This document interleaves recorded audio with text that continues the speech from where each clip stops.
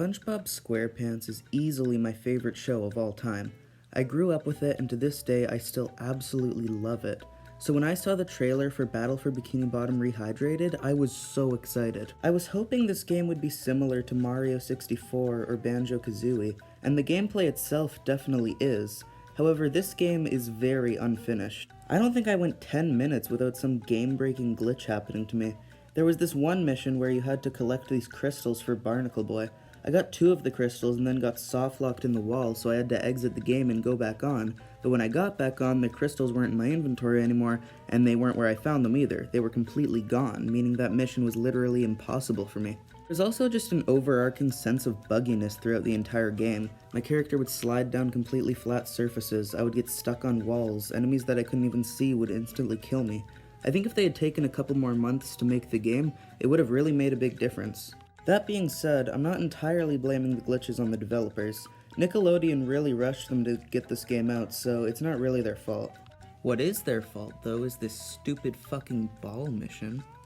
Anyway, now that I'm done talking about the things I didn't like, let's talk about the things I did like. The art style and soundtrack are by far the best things about this game. They're so light-hearted and whimsical, they work perfectly for a SpongeBob game. Also, the level design for the most part was pretty great. Jellyfish Fields is the level that stuck out to me the most. The art style really complements this level. Everything is so bright and happy, and you have this wide open space where you can jump around and do whatever you want, and then you go into this dark and mysterious cave, and the level ends with this insane King Jellyfish boss fight. Of course, there are the occasional not so great levels, but overall I'd say the levels were pretty decent.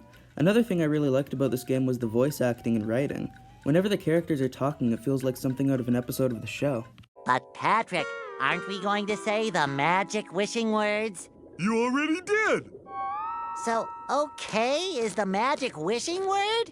It used to be Alakazama Alabala Wiesna Tikitana Fushbar Griddle Bits von Wiederschnauzer, but I kept forgetting it. The voice actors really gave it their all, and the writing in this game is fantastic. But even after all these good things I've said about the game, the glitches are just so constant that it really ruins the experience of the game. You might think I'm exaggerating, but I'm really not. This is one of the glitchiest games I have ever played. Would I recommend this game? Well, kinda. See, this game only costs $30, which is actually very reasonable.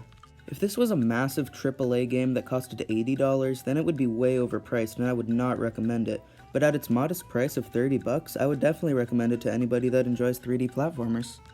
Overall, I give SpongeBob SquarePants Battle for Bikini Bottom Rehydrated a 6.8 out of 10.